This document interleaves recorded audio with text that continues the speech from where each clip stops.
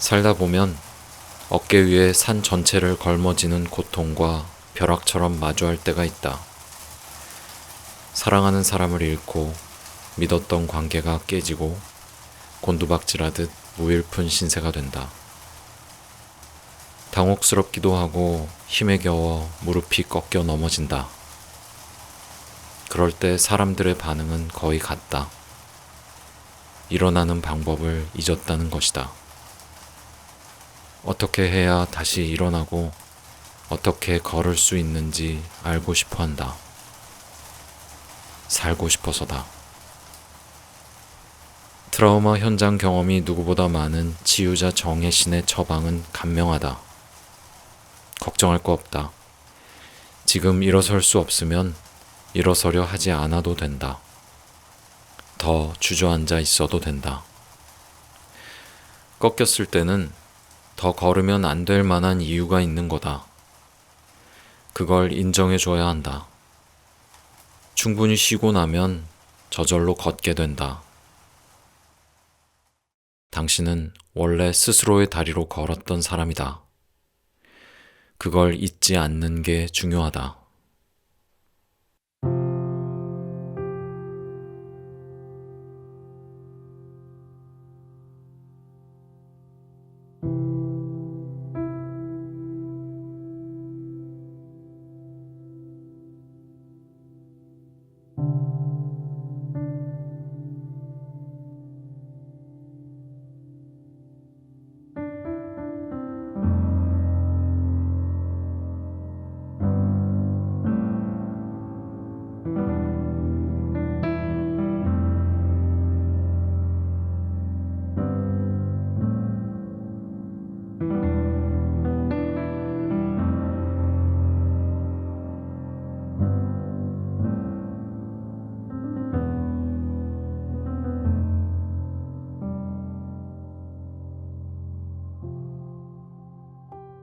네, 오늘 함께할 책은 해냄 출판사에서 출간한 이명수 선생님의 내 마음이 지옥일 때라는 책입니다. 낭독을 허락해 주신 선생님과 그리고 출판사 관계자분들께 감사의 말씀 드립니다. 네, 오늘 책을 읽어드리기 전에 중요한 키워드가 두 개가 있습니다. 바로 치유자 정혜신이라는 분과 그리고 한 사람, 뒤에 글에 나올 건데 한 사람이라는 개념인데요.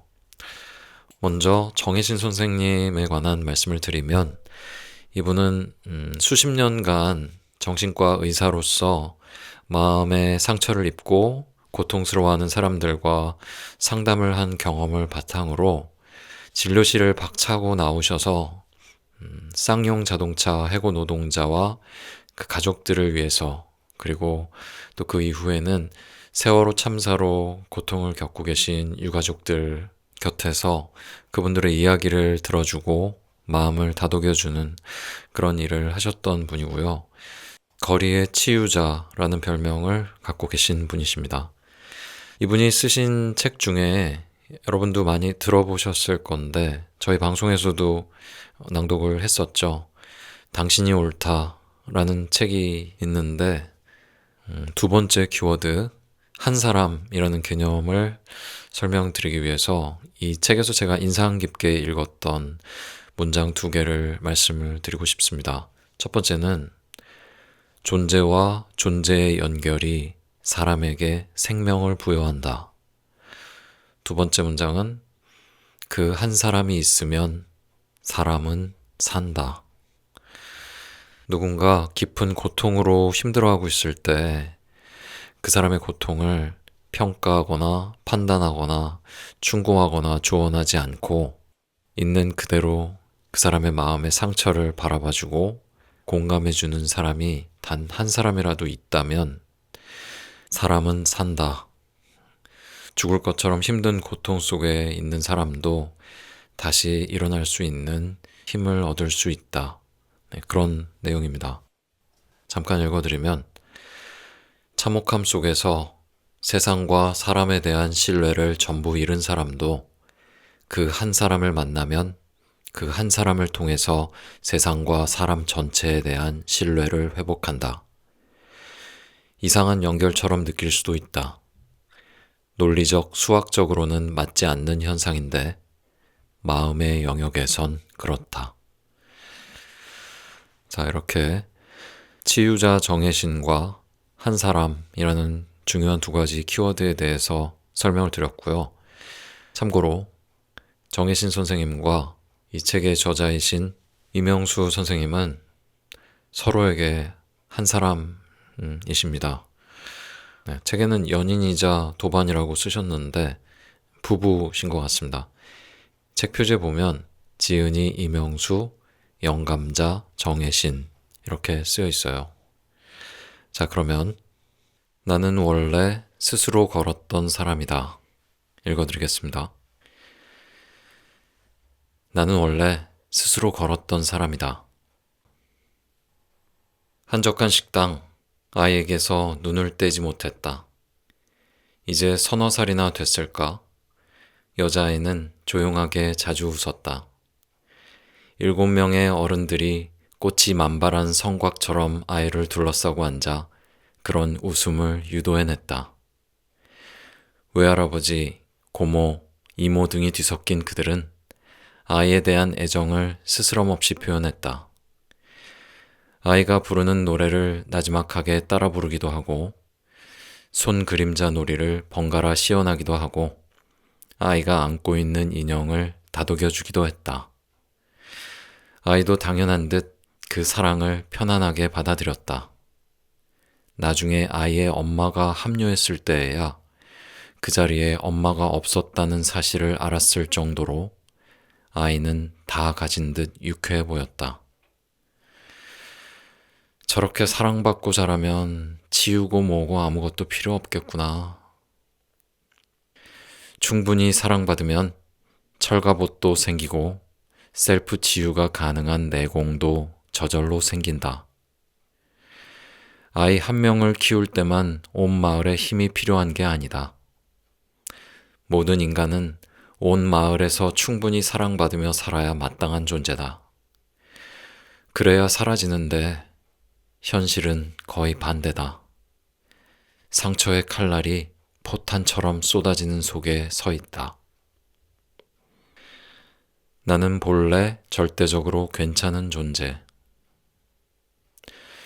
살다 보면 어깨 위에 산 전체를 걸머지는 고통과 벼락처럼 마주할 때가 있다. 사랑하는 사람을 잃고 믿었던 관계가 깨지고 곤두박질하듯 무일푼 신세가 된다. 당혹스럽기도 하고 힘에 겨워 무릎이 꺾여 넘어진다. 그럴 때 사람들의 반응은 거의 같다. 일어나는 방법을 잊었다는 것이다. 어떻게 해야 다시 일어나고 어떻게 걸을 수 있는지 알고 싶어 한다. 살고 싶어서다. 트라우마 현장 경험이 누구보다 많은 치유자 정혜신의 처방은 간명하다. 걱정할 거 없다. 지금 일어설 수 없으면 일어서려 하지 않아도 된다. 더 주저앉아 있어도 된다. 꺾였을 때는 더 걸으면 안 될 만한 이유가 있는 거다. 그걸 인정해 줘야 한다. 충분히 쉬고 나면 저절로 걷게 된다. 당신은 원래 스스로의 다리로 걸었던 사람이다. 그걸 잊지 않는 게 중요하다. 다리가 부러졌을 때 깁스도 없이 정신력만 앞세워 걷겠다고 일어서면 근육과 신경, 혈관이 다 파열돼 다리를 절단할 수도 있다. 뼈가 붙으면 그때부터 일어서서 걷는 연습을 시작하면 된다.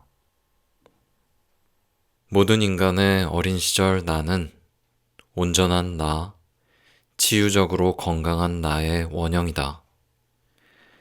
나는 본래 그렇게 사랑스런, 사랑받아 마땅한 혹은 사랑받았던 사람이다. 절대적으로 괜찮은 존재였다. 그런 확인은 어마어마한 안정감을 준다. 그 안정감으로 어떤 상처에도 견딜 수 있다. 지옥을 빠져나갈 수 있는 힘은 외부에서 다른 힘을 빌려와 가능한 것이 아니다. 온전하게 사랑받았던 나의 원형을 훼손하는 여러 방해물들을 하나씩 걷어내다 보면 저절로 된다. 본래 나는 내 두 다리로 걸었던 사람이다. 그것만 잊지 않으면 지옥을 빠져나간다. 무조건적인 내 편, 꼭 한 사람. 아무짝에도 쓸모없을 것 같은 편파성이 기묘할 때가 있다. 내가 누군가의 꼭 한 사람이 되어줄 때다. 묻지도 따지지도 않고 오직 너라는 이유만으로 내 말이 그 말이야. 맞장구 쳐주고 함께 펑펑 울어주는 편파적인 사람이 바로 그 꼭 한 사람이다. 속세에서는 엄마, 친구, 연인, 스승, 동지라는 이름으로 존재하는 공감의 동지다. 생명과 평화의 교신자다. 하지만 누군가의 꼭 한 사람이 되어주는 일은 생각보다 쉽지 않다. 상대가 고통이 큰 상황일수록 더 그렇다. 이렇게 무조건 지지하는 게 옳은지, 몸에 좋은 약이 쓴 법이라는데 냉정하게 올바른 말을 제대로 해주는 게 더 도움이 되지는 않을지, 이러다 그가 내게 지속적으로 과도하게 의존하면 감당할 수 있을지, 내가 그에게 꼭 한 사람이 될 자격이 있기는 한 건지 갈등하게 된다. 끝까지 함께 할 수 있을지 두렵기도 하다. 하지만 그런 갈등까지 포함해서 누군가의 꼭 한 사람이 되어주는 일은 언제나 옳다. 국민 행복 지수가 가장 높은 나라 부탄에서는 필요하다와 원하다가 같은 단어다. 내가 원하는 건 그게 지금 내가 필요해서다. 임신부 식성과 닮았다. 임신부가 땡기는 음식은 태아나 예비 엄마의 몸이 지금 그걸 필요로 해서다. 예전엔 한 번도 먹어보지 않았는데 지금 왜 그런 게 땡기는지 분석할 필요가 없다. 필요해서 땡기는 거다. 자기 결정에도 그 공식은 그대로 적용된다. 내가 그렇게 선택한 데에는 반드시 이유가 있다. 필요해서다. 그러므로 모든 나의 끌림은 늘 옳다. 당신의 존재 자체가 누군가에게 로또가 될 때,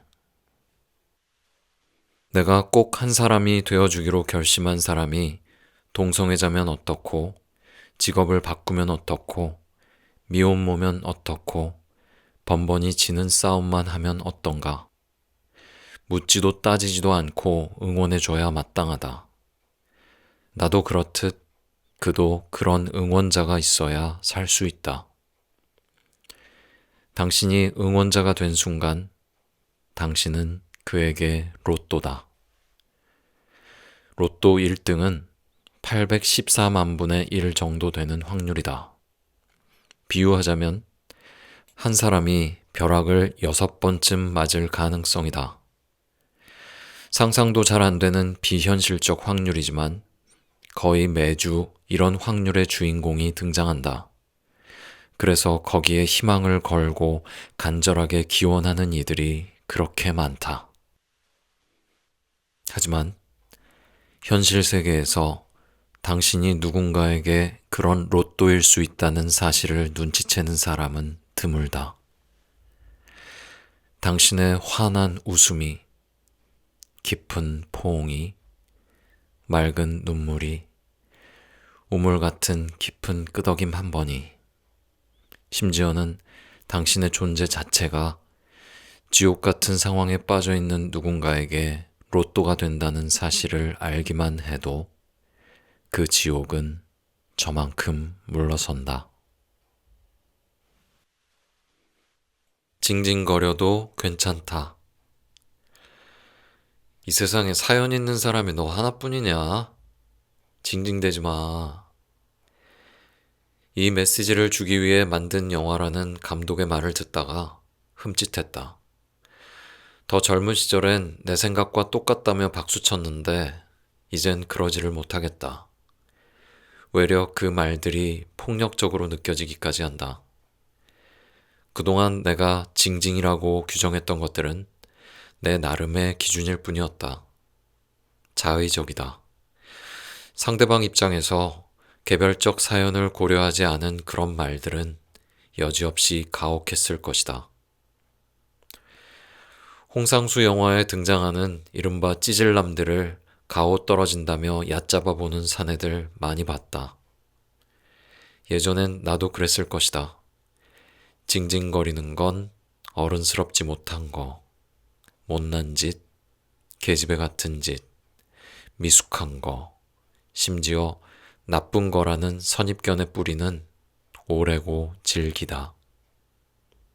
틀렸다. 징징거린다는 건 자기의 약함이나 감정의 표출이다. 여기 너무 아파, 힘들어, 슬퍼, 속상해. 그걸 입 밖으로 내는 게 무슨 문제인가? 각자의 사연이 있으면 그만큼 토로하면 된다. 징징거리는 소리가 많다고 그것 때문에 세상이 시끄러워지지도 칙칙해지지도 않는다.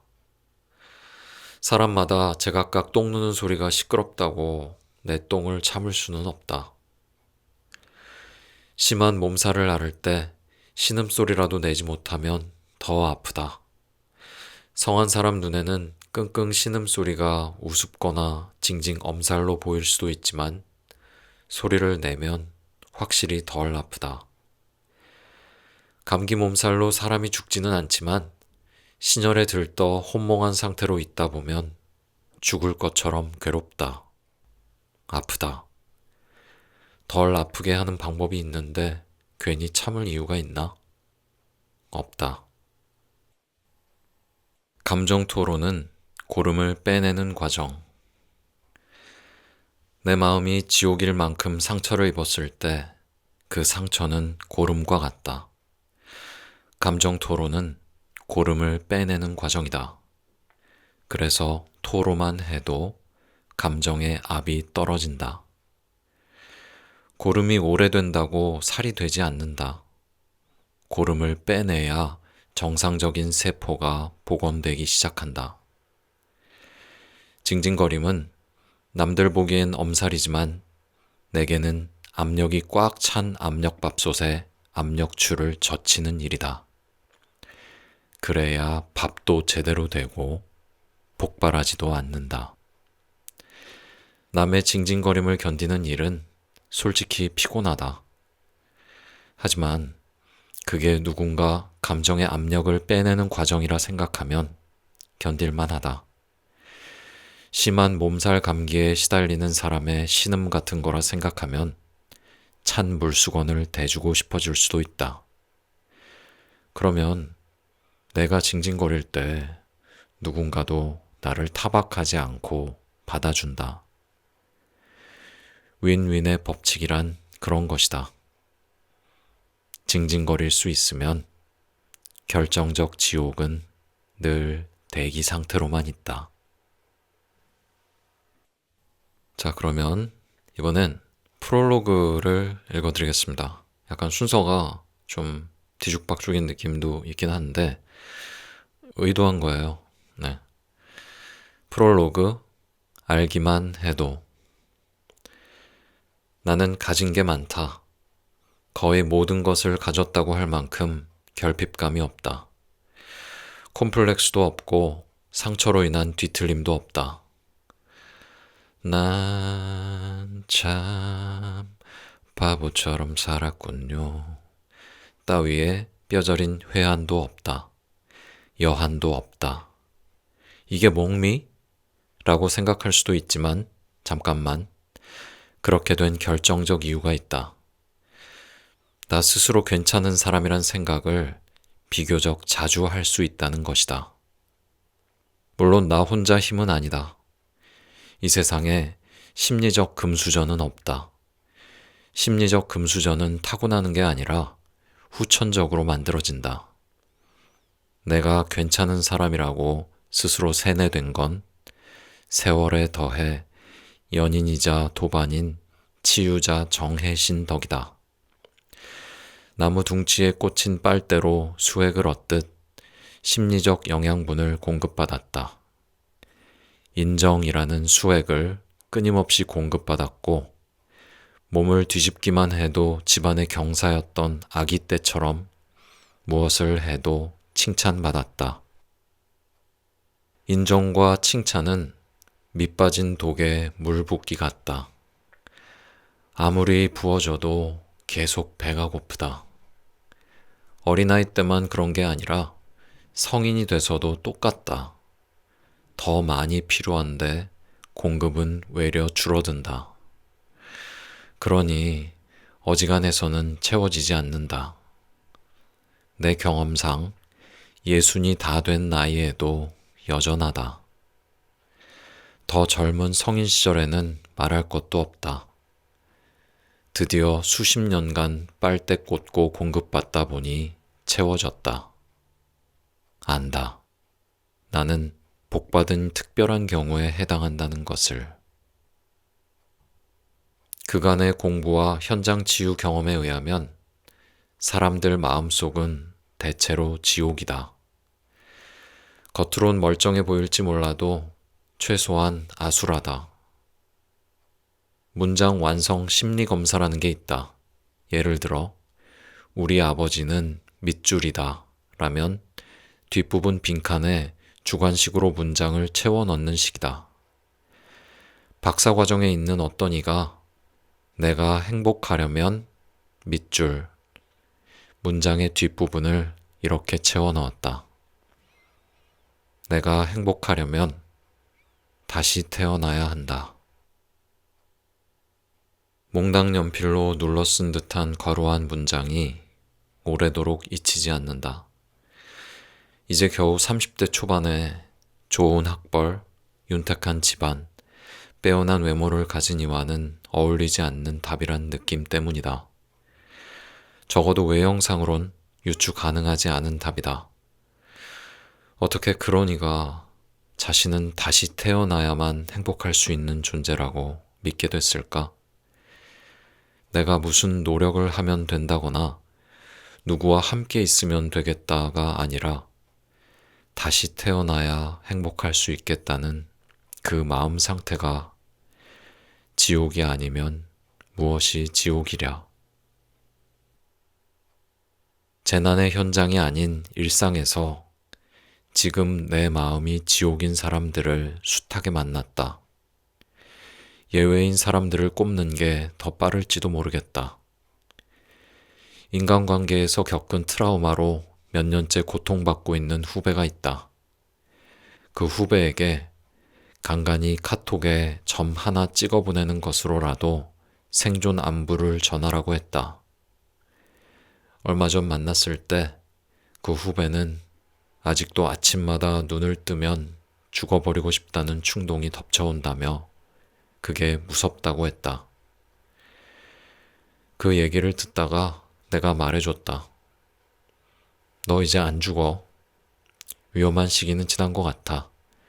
왜 그러냐면 눈 맞추고 내 말을 듣던 후배가 눈물이 그렁해서 말했다. 고마워요, 형. 진짜 무서웠거든요. 문득 카페 창밖을 바라보다가 저기 가는 사람들 모두가 크든 작든 지금 내 앞에 후배처럼 마음속에 지옥 하나씩 가지고 있겠구나 생각했다. 어쩌면 그게 논리적으로도 직감적으로도 타당한 추론일 것이다. 시리아나 아우슈비츠처럼 객관적 지옥도 있지만 우리 마음속에는 수많은 주관적 지옥들이 있다. 고통의 시한이 정해져 있으니 차라리 사형수가 더 낫겠다는 무기수의 은밀한 한탄도 그의 입장에선 옳다. 드라이 아이스처럼 시간이 지나면 휘발될 고통도 현재의 내게는 피부를 태우는 듯한 화상이다. 사람들과 어울려 관계를 맺고 사는 한 크고 작은 지옥을 경험 안 할 수 없다. 누군가 내 뒤통수를 쳤을 때, 나만 따돌림 당했다고 느낄 때, 누군가 죽이고 싶도록 미워질 때, 오장육부라도 꺼내 보이고 싶을 만큼 억울할 때, 그런 순간들은 어김없이 지옥이다. 문제는 그 지옥에서 어떻게 빠져나오고 어떻게 지옥의 고통을 줄이느냐 하는 것이다. 방법이 있다. 여기가 어딘지, 내가 왜 여기 있게 됐는지 알려주는 지도 한 장만 있으면 된다. 그러면 안개가 걷히고 혼돈이 줄어든다. 상황이 달라지지 않아도 시야만 확보되면 헤쳐나갈 힘이 생긴다. 간단해 보이지만 트라우마에 시달리는 이에게도 통용될 만한 치유의 원리다. 일상의 지옥을 헤쳐나갈 때는 더 강력한 팁이 된다. 여기가 어딘지, 내가 왜 여기 있게 됐는지, 그걸 알기만 해도 그렇다.